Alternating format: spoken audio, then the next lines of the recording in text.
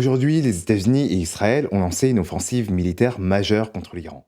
Frappe coordonnée, riposte iranienne, risque d'escalade régionale. Mais au-delà de la géopolitique, qu'est-ce que ça change pour l'économie mondiale et surtout pour vos investissements? On va décrypter ensemble les faits, les scénarios possibles et les impacts concrets sur les marchés. Au moment où je tourne cette vidéo, les États-Unis et Israël ont mené des frappes contre des cibles stratégiques en Iran, notamment militaires. L'Iran a immédiatement riposté par missiles et drones visant Israël, mais aussi des positions américaines et alliées dans la région. Les espaces aériens sont perturbés, les alertes civiles déclenchées, et plusieurs pays appellent à la désescalade. On est donc dans une phase extrêmement tendue, mais encore incertaine quant à l'ampleur réelle du conflit.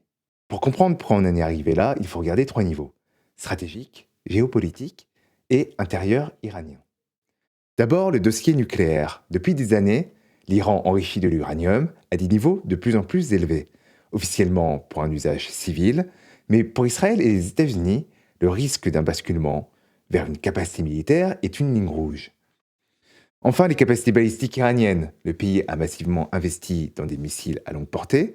Pour Israël, qui se considère directement menacé, c'est un facteur majeur.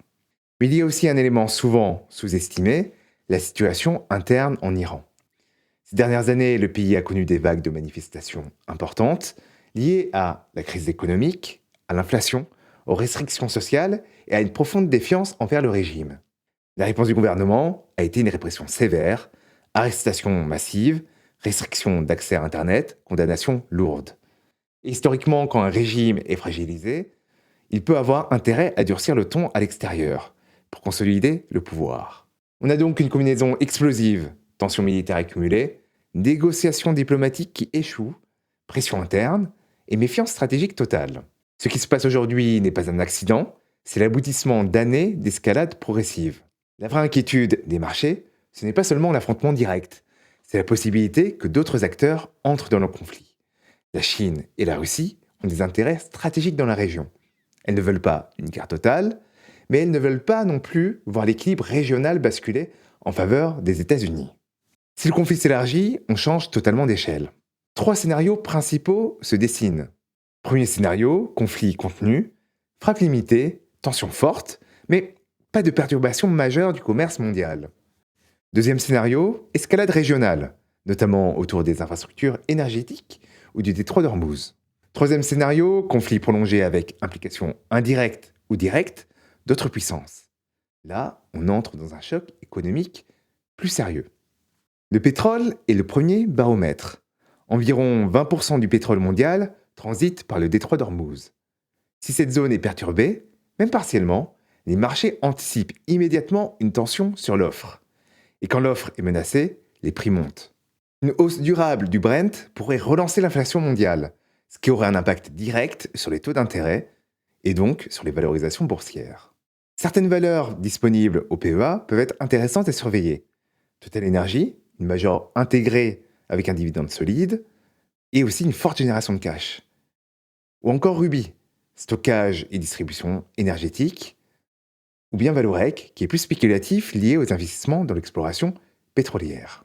Attention toutefois, le pétrole est cyclique. Si le conflit se calme rapidement, la hausse peut retomber tout aussi vite. Deuxième secteur potentiellement favorisé, la défense. Aux États-Unis, des géants comme Lockheed Martin ou Raytheon bénéficient souvent d'anticipation de budgets militaires en hausse.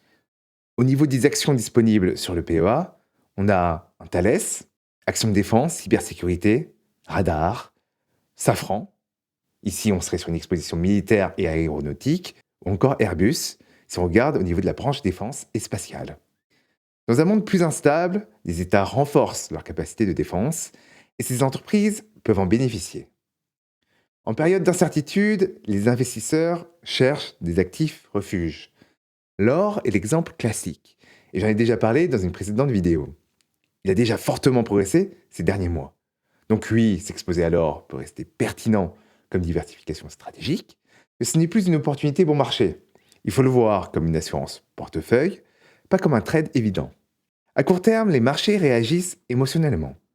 On l'a vu pendant le Covid, tout baissait, même les meilleures entreprises. Dans ce genre de contexte, il peut être intéressant de surveiller des valeurs de très grande qualité, rentables, solides, qui corrigent simplement à cause de la panique générale. Des crises créent parfois des opportunités d'achat sur des entreprises qui sont extraordinaires. Enfin, ça c'est si on garde la tête froide. Ce qu'il faut comprendre, c'est qu'un événement géopolitique ne signifie pas automatiquement un krach durable. Les marchés détestent l'incertitude, mais ils savent aussi l'aborder.